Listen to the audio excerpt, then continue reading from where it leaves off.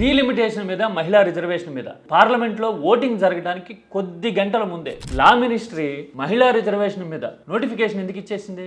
తక్షణం మహిళా రిజర్వేషన్ 2023 చట్టం అమల్లోకి వచ్చింది అని ఎందుకు చెప్తోంది అంటే, ప్రత్యేక సమావేశాలు పెట్టి వ్యూహాత్మకంగా సవరణలు తెర మీదకి తెచ్చినా గానీ పార్లమెంట్ లో ఆమోదం పొందే అవకాశం లేదా?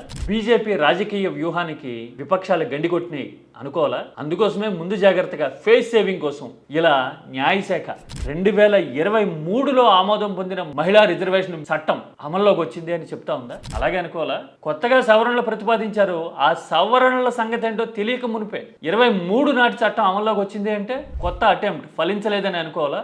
ఒకవేళ అదే జరిగితే గనక రాజకీయం చాలా వ్యూహాత్మకమైన మలుపు తిరిగినట్టు అనుకోవాలి. వచ్చే ఎన్నికల నాటికే డీలిమిటేషన్ ని, మహిళా రిజర్వేషన్ ని తెర మీదకి తెచ్చి రాజకీయాన్ని గందరగోళం చేసి advantage తీసుకోవాలనుకుంటోంది BJP.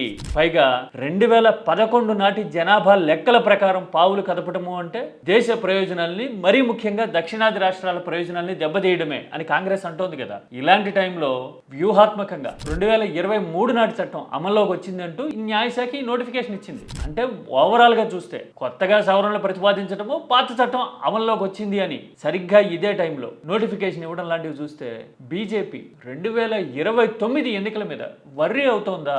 No, you are scared of 2029 election. Yeah. You want an escape route to cover up the 2029. That's why you bring the anti-constitutional bill. Congress నాయకుడు కేసీ వేణుగోపాల్ చెప్పినట్టు అనిపించట్లా? అవునా? టెన్షన్ ఉందా బీజేపీలో 2029 ఎన్నికల మీద?